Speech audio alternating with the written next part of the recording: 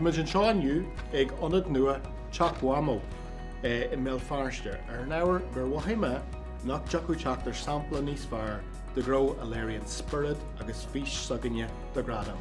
Níos fearr ná mar atá le feiceáil an seo.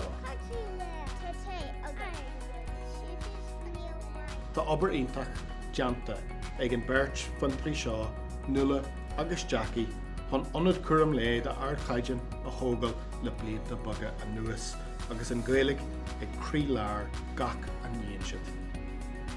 Chorthaíocht, Bronnadh agus margaíocht go mbeidh le Seirbhís atá ngónaí nGael.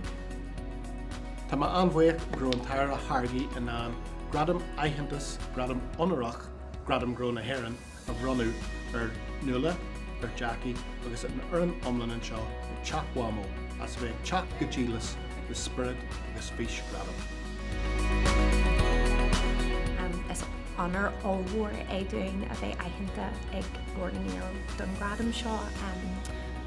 I suppose just I dacha le daine atá ag obair snáirneol agus géiríonn teanga carthan cin nuair atá aitheantas fáilte go tosaigh darí sin agus ag chur cinál píos bog sagad le scéil a fheoithan na Gaeilge tabann sé maithí galant dit go daine eile ag feiceáil an obair atá ar bhain agus ar bhain ag an fhoireann chun teanga carthan tosa.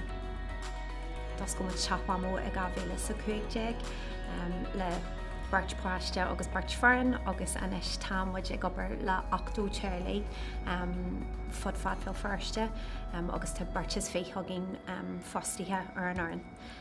Ibre muid a pláiste ar náid agus gabhnaíonn déag déis ónluain go dtí an aine agus támuid díreach artí an darna CEO á oscailte le cumann iarscoil. Teach Mhamó béid sin a oscail tús ar bhaile hana níorthil fáiste agus tá an Teach Mhamó eile tá tuairte éire de pláistí beige idir náid agus cúplaíonn hís cumann glascéal níomh trasa ar bhthar an glána.